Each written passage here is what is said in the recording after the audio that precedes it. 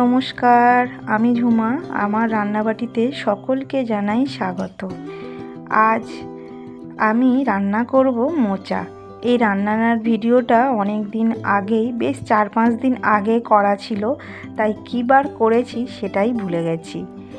তা যাই হোক, আমি আজকে মোচা রান্না করব। আর মোচা ছাড়ানোর জন্য আমি দেখো হাতে কিন্তু একটু সর্ষের তেল লাগিয়ে নিচ্ছি, কারণ মোচা কাটলে হাতে আঠা লাগে আর সেই আঠাটা উঠতে যায় না।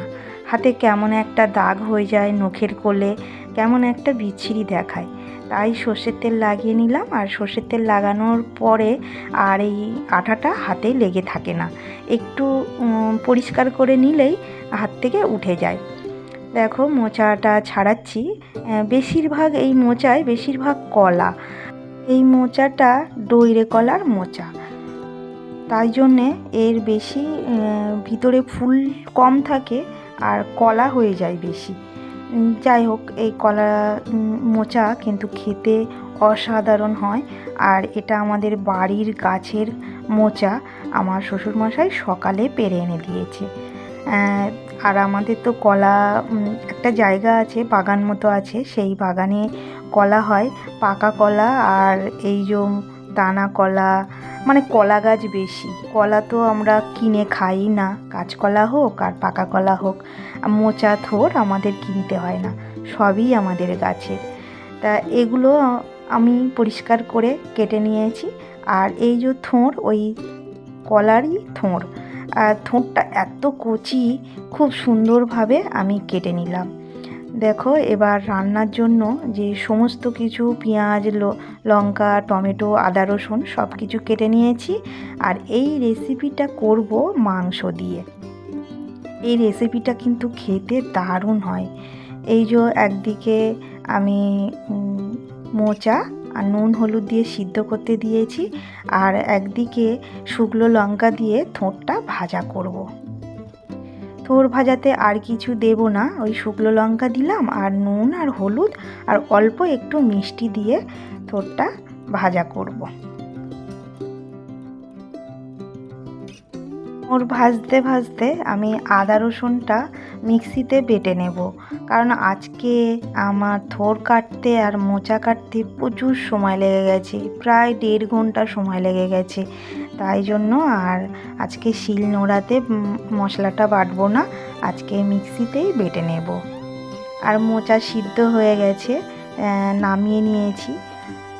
নামিয়ে নিয়ে মোচার যে আলুগুলো কেটেছি, ওই আলুগুলো অল্প একটু নুন আর হলুদ দিয়ে ভেজে তুলে নেব। এরপর দেখো, যে গরম মশলা, দারচিনি, লবঙ্গ, এটা তেলে দিলেও হয়। এই যে এইখানটায় দিয়ে রেখে দিলে একটা আগুনের তাপে বেশ গরম হয়ে যায় আর সেন্টটা দারুণ আসে, তাই আমি ওখানে দিয়ে রেখে দিলাম। এবার আলুগুলো তো ভাজা হয়ে গেছে, থোড়টা চাপা দিয়ে দিয়ে বেশ অনেকক্ষণ ধরে ভাজতে হয়। থোড় ভাজতে তো প্রচুর সময় লাগে, তাই থোড়টা একদিকে ভাজা হচ্ছে আর একদিকে আমি দিলাম পেঁয়াজ লঙ্কা ভাজতে। পেঁয়াজ লঙ্কাটা ভাজা হয়ে গেছে, এর মধ্যে দিয়ে দেব আদা রসুন বাটা। এবার নুন আর হলুদ দিয়ে মশলাটা কষাবো। এই রান্নাটা কিন্তু দারুণ খেতে লাগে। এই রান্নাটা আমি এটা নিয়ে 2বার করছি, কিন্তু আমার যা অনেকবার এই রান্নাটা করেছে আর রান্না করে আমাদের দিয়ে যায়, আমরা খাই, আমাদের তো দারুণ লাগে। এবার দেখো মশলাটা কষানো হয়ে গেছে, এর মধ্যে মাংসটা দিয়ে দিলাম। এখানে বোনলেস চিকেন আছে আর ছোট ছোট করে টুকরো করা আছে। মাংসটা তো ভালোভাবে কষিয়ে নেব। এবার অল্প একটু লঙ্কার গুঁড়ো দিয়ে আর ঢাকা দিয়ে দিয়ে পুরো মাংসটা কষিয়ে রান্না করে নেব। মাংস কষানো হয়ে গেছে, এখানে আমি আলু দিয়েছি। আলুটা একটু পরে দিলেও হতো, কারণ এটা চন্দ্রমুখী আলু ছিল, একটু ঘেটে গেছিলো। এর পরে দিলে, মোচার সঙ্গে দিলে বেশি ভালো হতো। এটাকেও ভালোভাবে কষিয়ে নেব। একদম মাংস মানে পুরোপুরি কষা হয়ে যাবে, তার উপরে দিয়ে দেব মোচা। মোচা দিয়ে আবার কষাবো, কারণ মোচাই থেকে প্রচুর জল বার হবে। এখানে আর কিন্তু কোনো জল ব্যবহার করব না। এবার মোচাতে একটু হলুদ কম হয়ে গেছিলো, তার জন্য অল্প একটু হলুদ দিলাম, দিয়ে কষাতে থাকবো। আমি আগেই বলেছি এখানে কোনো জল ব্যবহার করব না। আর কষানো হয়ে গেলে তোমরা যদি একটু জল দিতে চাও তো দিতে পারো, আমি আজকে এখানে কোনো জল দেব না। সামান্য একটু ভাজা মশলা আর অল্প একটু চিনি দিয়ে নামিয়ে নেব। আর এদিকে থোড় ভাজাও হয়ে গেছে, এখানেও অল্প একটু চিনি দিয়ে দিলাম। আমি এমনিতে কোনো তরকারিতে চিনি দিই না, যেগুলো না দিলে নয় সেইগুলো ছাড়া। এবার ওই যে গরম মশলাটা বেটে দিয়ে দিলাম। রান্নাটা কিন্তু দারুণ হয়েছিল, তোমরা এই রান্নাটা করে দেখবে, খেতে দারুণ লাগে।